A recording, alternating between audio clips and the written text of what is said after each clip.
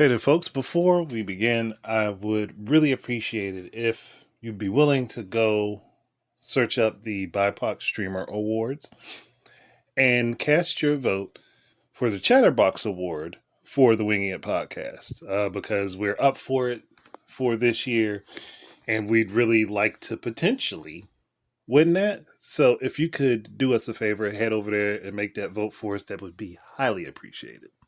On with the discussion.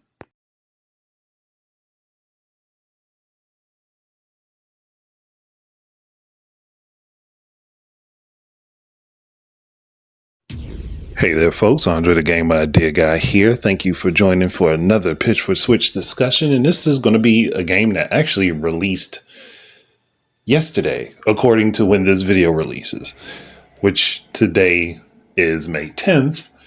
And this game released May 9th, and it's called Crow Country.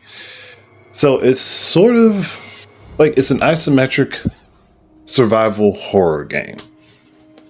The concept is pretty interesting. The gameplay is pretty good. And it's based, I think it's like early 90s, late 80s, if I remember the timeline of where the game is based on. And it uses a graphical style that I would say is akin to what would currently be considered a PS1 game. It's a very retro look to it. And it's actually pretty fun to play. I question why this game wasn't set up for the Switch. That's the weird thing to me. Like, you'd think you'd want this to be on the Switch because it's the most popular platform right now. So it would make sense to put this on the Switch. But I don't fault the dev team because maybe they thought something was going to happen with the current model Switch and they didn't really know because it is an indie game. So we can't assume that they knew something that no one else knew. But I think this game would be a good fit for the Switch. And hopefully they're working on porting it now. Because there's nothing, like I'll say, there's nothing going on in this game that wouldn't work well on the Switch, both in handheld or while it's docked.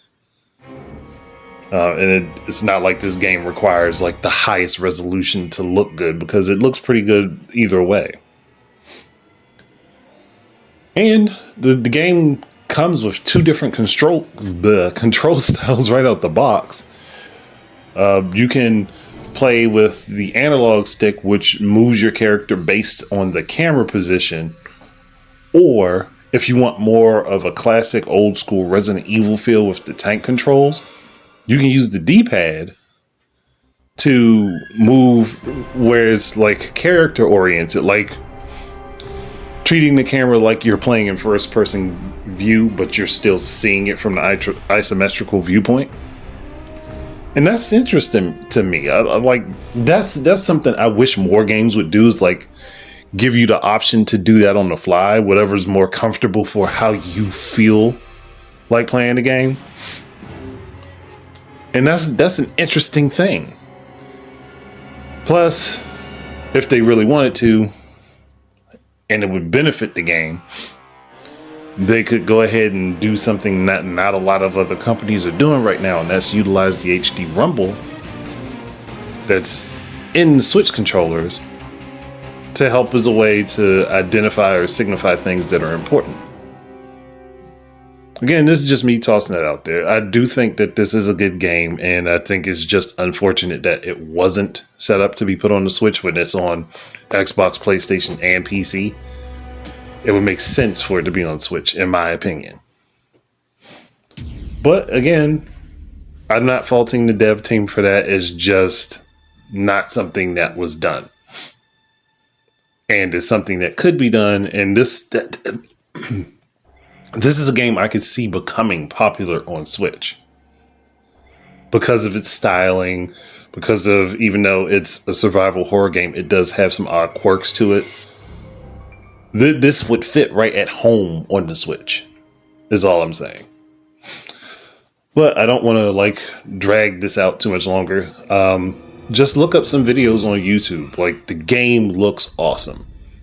The game plays awesome. I know from playing the demo.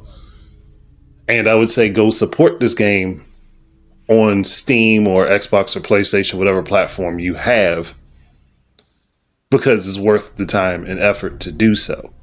But otherwise, thank you guys very much for listening, and keep your eyes and ears out for more stuff from me. And until the next time, enjoy your games. Peace out, everybody. This is Andre, the Game Idea Guy, and I'd like to thank you once again for tuning in. If you would be interested in supporting my efforts in content creation, please head on over to Amazon and look up The Game Idea Guy Presents Gaming Word Search, and you will find both Volume 1 and Volume 2 up for sale. Thank you very much once again, and I hope to be able to create more content for you in the future. Peace out.